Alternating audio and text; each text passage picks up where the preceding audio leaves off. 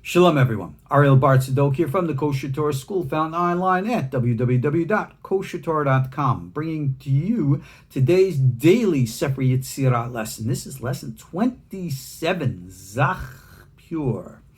And of course, we are dedicating these classes to the safety, the health, the well-being of everybody around the world today, facing all kinds of health challenges, as well as now economic challenges. Blessings for prosperity and health to us all. God be willing. We are in the first chapter of the Sefer Yetzirah in Mishnah 9, and we're discussing now, like I've been sharing the last couple lessons now, the transitional factor of how we take the Belima abstract Sephirotic energy and invert it to translate it, to materialize it here into the physical world, or how we take the light and put it into the vessel, how we take the Sefirot and put it into the letters. So once we finish chapter 1, we go into chapter 2. Through the rest of the book, we're going to be dealing with the application of letters. And if you don't have this foundation down of how you put the energy into the letters, then nothing gets accomplished. Again, one of my pet peeves, and you'll hear me talk about this all the time. Most of, in quote, Kabbalah study today is all theoretical and academic. They place so much emphasis on what the book says and who says this and how to interpret that, that they become essentially worthless. I find it very frustrating dealing with peers who all they focus on is the word. What are the word? The letters. And they never get into the essence of the Sefirot. They'll contemplate it in their mind philosophically, which the mind thought is still essentially, in this realm of consciousness, a form. Because your mind and thought is still a construct. So they don't understand the Belima. They don't know how to experience it. And that's a big drawback, because especially when you look today out in the social media, we have all this, in quote, teachings of Kabbalah, YouTube, the books and stuff. I look at this stuff, this is what my peers are out there doing. And, I scratch my head, as bald as it is, and I just said, gosh, they just don't get it. How do they? Oh, well, we try. That's what we do. Because it's not enough that I say words. Who cares about words? Deeds, experience, seeing with your own eyes. I can get up on my little soapbox and tell you the Merkavah is this and the Merkavah is that, and angels are like this and Ruchot are like that. And you could say, yes, Rabbi, I agree, or no, Rabbi, I disagree. And how do you verify or validate? Well, you got to go and experience these things for yourselves. Rather than take my word or anyone else's word, you take your own. See with your own eyes, experience with your own. That is what our KosherTorah courses, our teachings, my books, everything's all about. By the way, for those of you who are interested, my basic meditation course is now available. 4 hours, 22-page PDF, which outlines all the materials in those 4 hours. It's available for you. Go to our KosherTorah School page of courses. Scroll down to it says meditation, and you'll see that. It's very inexpensive, and it has all the stuff that you will need that you can really start an increase in your spiritual journey right now. What you got to do is take that step. But with that, let's get down to our text, because I want to share with you something now, which actually is something I discussed in my book, Walking in the Fire. That's this book right here. And that is something called Yihud NER. Rabbi Chaim references this now because he's looking at Mishnah's Tet, which we're in the middle of now, Yud, which we're getting into, and Yud Aleph, 9, 10, and 11, where we're speaking about the Ruah Elohim Hayim, the spirit of the living God. Remember, we said God is life. And then in Mishnah 10, it says spirit from spirit, Ruach from Ruach.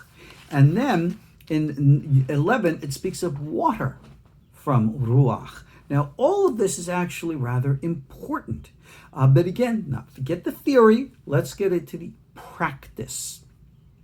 Reb Chaim explains it like this. All right, I'm reading again from his little commentary here. Hine, shlosha min yahodim hayu la'aba va'ima levarer ha'zum. There are 3 different levels of unification necessary to, it says here, levarer, which means to sift out, which actually means to build and have proper construct for what we call Za, Zerampin, the small face, and Nok. That's Tiferet and Malchut and Kabbalah Sefirot speak. What it really is, the higher energetic pattern of Sefirot, what we talk about, referenced here, symbolized as Za, and the letters, which is the world of form, called Nok.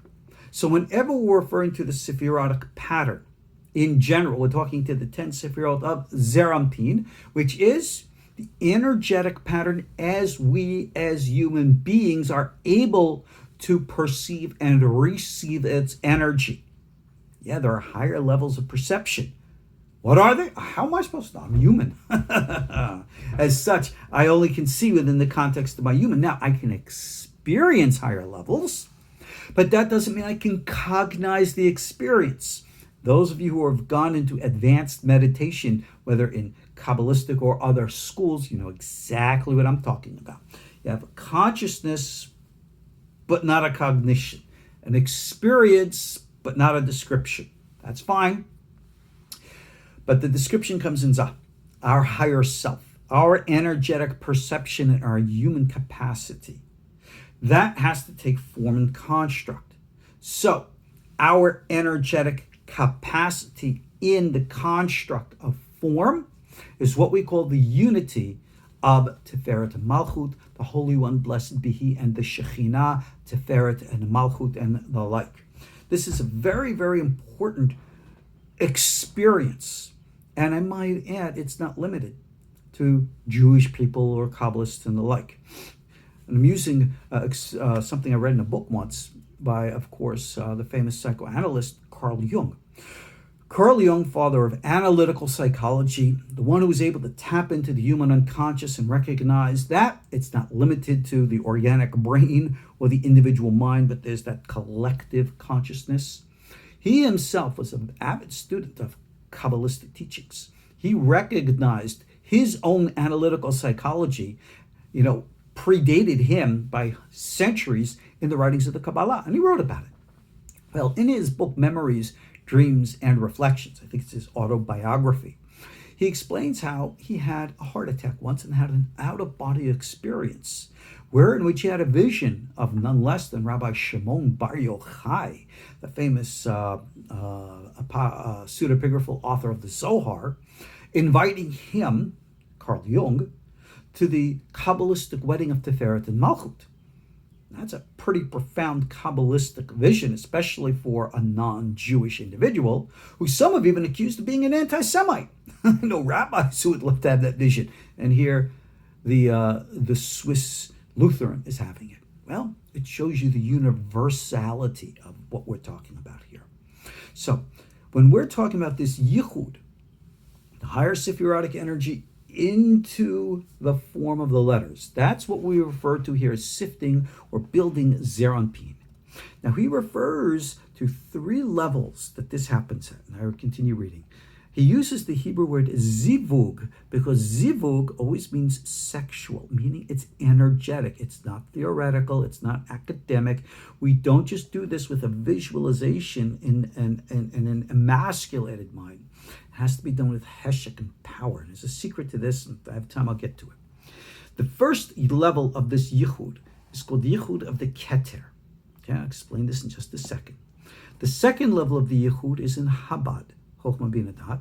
And the third level of the Yihud is in the Sefirot of HaGaT NaHiY. Right? And these 3 elements are brought together. The first one is the level of the Ruah Elohim Hayim. And then the second is the Ruach of the Ruach, or spirit from spirit. And the third being then the water, which comes from spirit. So, the first 2, which are Ruach, he says, is the realm of Hevel, which is actually just potential. Now, let me explain. These three levels of what we call Yihud: will, mind, passion. First level, Keter, that's the will. Second level is HaBaD, Chokhmah Bina Dat, that's the mind. The third level is the Sefirot of HaGaT NaHiY, the Hesed Gvur Tiferet, Netzach Hod Yesod, the realm of passion. So you have three levels here. In Rabbi Chaim's way of doing things, we have names of God which are associated with each of these things to help us visualize the experience. And we put it together in what's called a unification exercise or a visual meditation. The Hebrew word for unification, unity, is called Yihud. And we have the different names of God. The Ruah Elohim Hayim, the ultimate spirit, the essence of the life force, we call in Torah Yud Ke Vav Ke, God's holy name. As we know, the name itself comes from the root He Vav He. It's a verb which means to be, being in action, life itself. Okay? That is the Ruach Elohim Hayim, living God. And that name has to come now into the realm of will. That name, Yud Ke Vav Ke, has to come into the realm of mind. That name has to come into the realm of passion. So therefore, we have other names which correspond to the realm of will. Other names which correspond to the realm of mind.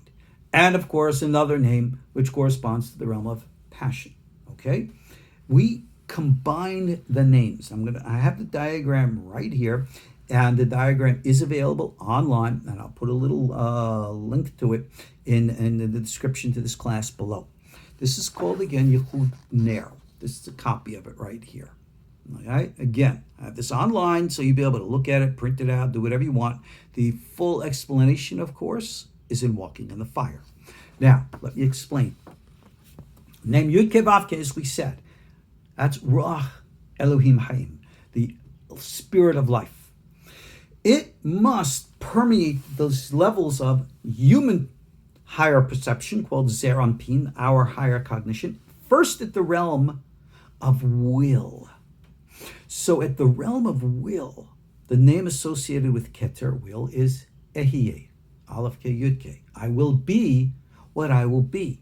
Because will is not yet construct in form. It's a raw power of energy.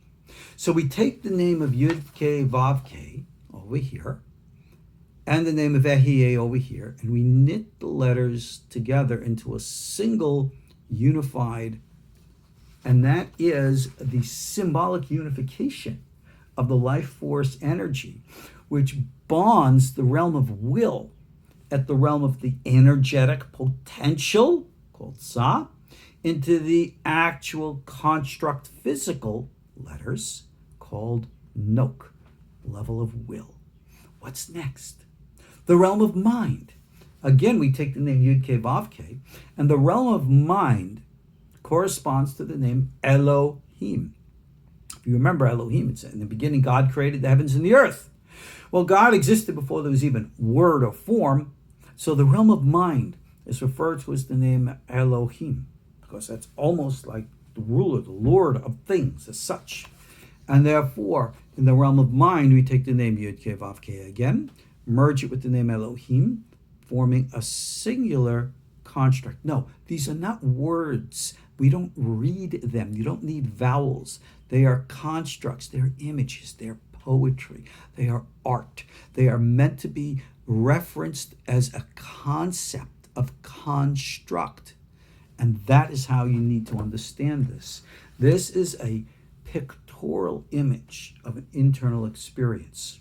And once will and mind can experience the influx of the life force energy, it needs to be emphasized with passion. That passion, the 6 Sefirot, show how will and mind can dominate the realm of passion, creating a balance, of course. And that realm or name that would dominate is called Adonai. Adonai means Lord, because you're master over the emotions. So we take Yud Ke Vav Ke, Adonai, and we merge them together. So Yihud NER is not something you read any more than you would read a painting or read a song. You listen to the song and you go with the flow of the music. You look at the painting and you're in awe of its beauty. When you look at the Yihud, you recognize what it means and allow it to become alive within you. If you take all the names, Yud Ke Vav Ke, you have it 3 times, and you have the name Ekyeh, Elohim, and Adonai, add up all the names together, and you get the numerical value of 250. 250 in Hebrew is the letters Nun and Resh, which spells a lamp. So this is referred to as the Yihud of the lamp, or Yihud NER. It's a very simple understanding of how we take this concept, like we've been talking about, of the abstract Sefirot, which we've received, and now inverting to bring them down, first through the realm of mind, then congealed into the realm of thought, and then finally projected through passion to materialize form. And that's how this all works. So that first level is the life force energy itself, Yud Ke Vav Ke, the ultimate source. Now, remember, you have the greater scope of the ultimate reality of things, and then the greater scope of how all of that fits into our human construct. So essentially, even if we are a minor expression, we can experience what they call the macrocosmic pattern within our microcosmic reality. And that is how we have to understand things. So yes, you will reach the level of Zerampin, you'll reach the level of Bina, and then Chokhmah, and then Keter, and even Ein Sof, all within the context of the limitations of our present universal perspective. And that's how we have to always understand things. With that being said, we explained this whole thing in very quick manner. Again, if you want a longer, greater detail of understanding the Yihud NER, you go to my book, Walking in the Fire, in section 2, chapter 8. Got the whole thing outlined there. I'll even put a link to Walking in the Fire. It's available on Amazon for those who are interested. In the 2 minutes that we have left, let me introduce to you now our next Mishnah, Mishnah 10. We speak now number 2, wherein which we've transcended now from the realm of complete will to the realm of intuition. All right? He says this is called Ruach Meruach, spirit from spirit. It's still that domain of what we call potential. Why? Because in all due respect, will is a powerful force, as obviously so is mind and thought. But mind and thought and will by themselves do not materialize anything, in all honesty. So when we're referring to intuition, and we've discussed this many times in the past, where in which we have to go from that transition. Remember I said moments ago how you have an experience of that higher reality, even though you can't cognize it. That's like the will. It's raw. But yet, in order for me to be able to grasp it, I need some inkling of it. Like that, lightning bolt that hits you in the head. Didn't we say the Sefirot were experienced in that form? Yes, they are. It's that proverbial light bulb that pops up. We call it the eureka moment, where in which you have this brilliant flash of insight. Did you ever stop to ask where that brilliant flash of insight comes from? Yeah, from deep inside me.